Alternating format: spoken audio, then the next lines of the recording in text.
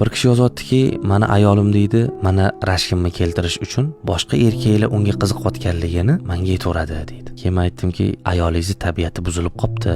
Nasl nasabiga qarab olganmisiz desam, ota-onasi yaxshi insonlar deydi. Ota-onasini nasl nasabini tekshirishingiz kerak edi desam, qarab turibdi. Ya'ni bunaqa ayollar haqiqatan ham tabiati buzilib qolganligidan eriga o'zini juft haloliga boshqa erkaklarning nazari tushayotganligini izhor qiladi va unaqa ayollar odatda boshqa erkaklarning nazariga tushish uchun harakat qiladi. Shu uchun ham aytiladiki, agar eridan boshqa uchun bo'yangan bo'lsa, eri bo'lib turib. Demak, dunyodagi barcha hasharotlar unga la'nat o'qiydi. Haqiqatan la'nati ayol hisoblanadi u. Nimaga desa, chunki uning juft haloli bor. Shu uchun men aytamanki, ba'zi bir erkaklarni erkak emas deb bo'lmaydi. Chunki u erkak, jinsi erkak. Uni hayotiga, g'ururiga, oriyatiga nazar tashlasangiz, erkak ham deb bo'lmaydi. Shu qatorida ba'zi bir ayollarni fohisha deb bo'lmaydi. Qarasangiz, kiyingan, yopiq kiyingan, qarasangiz uni fohisha demaysiz-ku uni. Lekin hayotiga qarasangiz, uni qilayotgan ishlariga qarasangiz, fohisha emas ham deb bo'lmaydi. Bunaqa ayollar va bularni himoya qilmayotgan erkaklar qanchalik o'zini madaniyatli, chiroyli ko'rsatmasin,